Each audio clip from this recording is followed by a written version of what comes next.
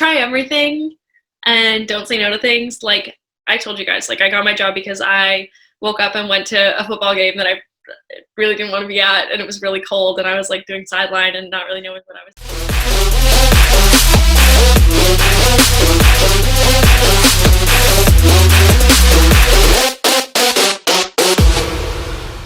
Hello, everybody, and welcome to the 17th official episode of the Underrated Podcast, the podcast where we talk to you about sports and rant about a bunch of stuff that we think should be ranted about. I'm Braden, this is Matt, and we have a special guest. She's a content producer for TSN and BarDown. She is the in-game host with the Mississauga Steelheads, and she is the on-air personality for Rams Live.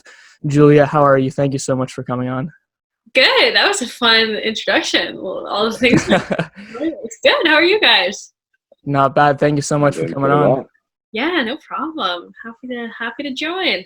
So I know that maybe some of the viewers, or maybe some of the listeners, we should say, that maybe know you from BarDown and all the quizzes that you've been in, all like the participation you've been with BarDown.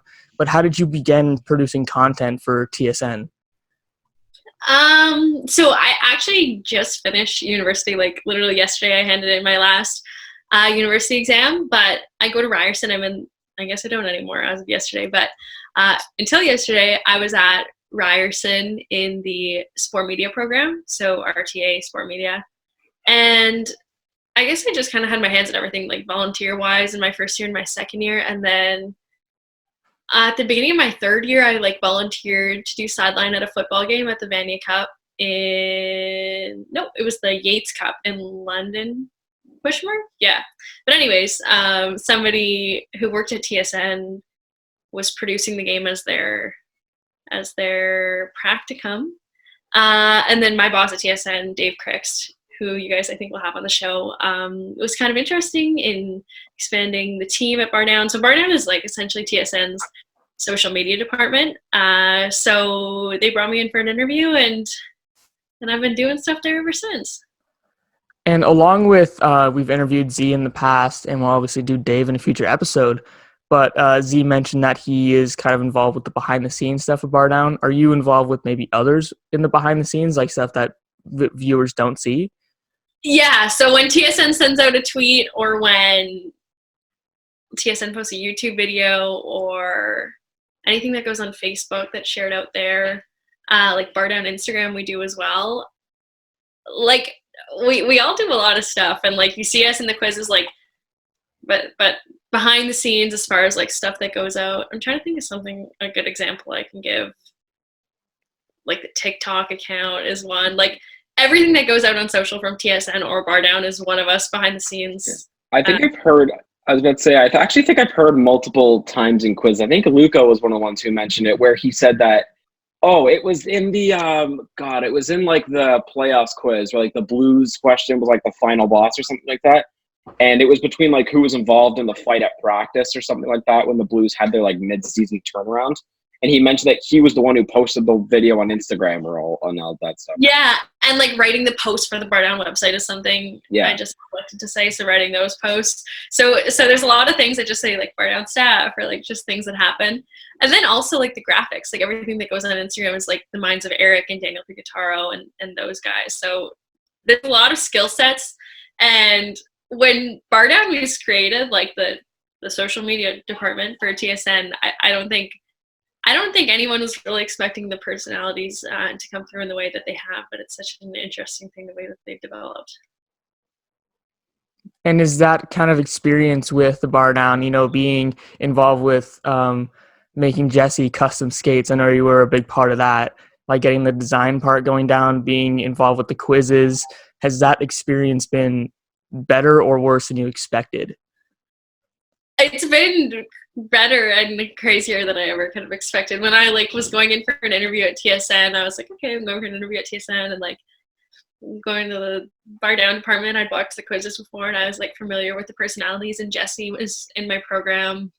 So was a couple, like Nico is in my program, who doesn't work with him anymore, but he was behind the scenes in graphics. So I kind of had this feel and this idea, like, okay, I'm going to TSN, but where we work is so different, like, than any other place in the office or any other place, really, I think, in the sport media landscape in Canada right now. Like, there's no other actually Yahoo Sports had kind of similar setup to us, but like we're all young, like we're all like we're all young and we all have these different ideas and we're not like covering sports in the traditional sense. I guess I do kind of with my OHL stuff, but BarDown is so different than anything else. So it was nothing like and like the creative freedom was nothing like I expected to be able to get an entry-level sports position, entry-level, like as far as being 22 and working in sports goes. I think for me, kind of BarDown goes on like the similar level of how Barstool Sports is kind of set up, where they're all kind of young and posting stuff on social media and kind of talking about whatever sports kind of come to mind at that, I think, in that kind of sense. Yeah, definitely a marriage between like sports and pop culture. Definitely similar. They're not tied to like a major network the same way that we are, which is really unique about us. Like people sometimes still are like, why don't you guys get your own channel? It's like, we work for TSN, we can't get our own channel. Like, you know what I mean? So it's it is, and then we also try to keep it really PG in comparison to where Barstool has a little bit more leniency to be able to go into the racier side of things. Like, do you also help with maybe coming up with the ideas for the quizzes or coming up with ideas for maybe the content? So like custom skates that you made for Jesse? Yeah, so that was Vince's idea. We all have like a little bit, like the World Juniors, we all get to pitch in different areas. Like I did content for when the PWHPA rather tour was in town. I did content around that. And I did all of our World Juniors content as well. But we have the freedom in the department that we work in to be able to be like, hey, I have this idea, like walk into the office and have an idea, and Dave kind of worked through it with us. And then we have the people and the skills to bring it to life. The quizzes specifically, though, are all Daniel Z, and we don't know what the quizzes are really going to be until he tells us. We don't really get any input. And if you have ideas, does that mean there's going to be, been kind of hinting later, does that mean there's going to be a Thunder Bay quiz coming soon to BarDown? I honestly don't think I'll ever be able to talk anyone into that unless like something crazy happened and like the Stahl brothers came to the office one day and we did a bit of a gag. Like, remember when Timo was in a quiz that time? Yeah. I believe Z talked about that. I highly doubt anyone would let me get away with a Thunder Bay quiz. The worst part is I'd probably lose, and then I'd be really embarrassed. That'd just be unfortunate. That would be unfortunate. Okay. I have a quick question. You mentioned the Mississauga Steelheads as well. How did you actually get a start with the Steelheads? I have a fairly expansive demo reel for someone just from being in school and like doing things for free, like Rams Live and that football game when I was talking about. Like, I just covered everything and was able to compile enough to put together a nice demo reel. And them and the Oshawa Generals were both hiring an in-game host, and I applied for both. I didn't end up getting the Generals one, and I was really tragic about it. I think I felt like it was the end of the world. But then I got the Steelheads one, and it's a really good fit. They brought me in for an interview. Like both processes were the same. Like, I had to send in a demo reel and a general application, and then go in for an interview, and then I went into the bowl and read. But the Steelheads is a lot of fun. Like, they give me a lot of leniency too. Like, you see their TikTok account? It's pretty awesome. Becky Gordon is the mind behind their TikTok account as well, and like the guys are fun, and it's close to Toronto where I live when I'm downtown. So yeah, I just happened to slide in there because there was an opening. It's kind of crazy this year doing both those things in school, but worked out. I think you mentioned that you applied for the Generals as well. I actually remember we both lived close to where the Generals play, and I think at one point I was going to games, and all of a sudden I remember their in-game host just switched. I'm like, what happened? Yeah, not this season. No, it was a few seasons ago, I think, when their new host kind of switched in. Okay, I know. Haley Salvian she's with the Athletic now. She covers the Sevens, but she was the in-game host of the Generals for a while. Yeah, for a while. Yeah, I remember that. And then all of a sudden it just switched. I'm like, okay. Yeah. It's definitely a good place to start. Like, it's on the fly, it's live, and junior hockey's so fun. I love junior hockey, so it's a good place to start on air. And maybe for the people that have heard that you've been a game host for the Steelheads, maybe can you explain to the viewers that maybe don't know what a game host is? Can you maybe explain what it is? So I'm the in-stand announcer. So there's a PA announcer that does all the classic like goal announcements, stuff like that. But I kick off the game usually with a hit, like more of a TV, like set up the game before the game starts on the Jumbotron, and then throughout the game, like 3 or 4 times a period, depending on what's up. I do like mostly promotional stuff with different sponsors, and then between periods, like I run the games on the ice, which are always very entertaining and usually involve a lot of mishaps, especially when I'm running them. Yeah, it's a lot of fun. And then post stuff. Like that Vegas Buffalo incident from a little while ago when they did the trike jousting and that one Vegas guy was just ticked out of his mind. I always ask for bicycles. I also asked for a baby race this year. I was never given one, but what can you do? All right. So you mentioned also that you're going to Ryerson, or you just finished going to Ryerson, and that you did Rams live. Have you ever been to the Mattamy Athletic Center, or it was formerly known as Maple Leaf Gardens? And have you kind of relived any Leafs memories, quote unquote, while you were there? Yeah, I spent a lot of time at the Mattamy in my first 2 years, especially in my third year as well, because that's where I got started, like just volunteering on Rams games and doing rinkside and play-by-play and color, and like for every sport I could kind of get my foot into. I don't know if I ever my dad went to Guelph University, and he always told me stories of like his no-no gave him like, this is crazy, his no-no gave him like $500 cash. And was like, go to every Leafs game this year. If I got $500 cash and my dad was like, go to every Leafs game this year, I'll be like, yeah, Dad, like I could get a popcorn and 1 ticket for one game this, you know what I mean?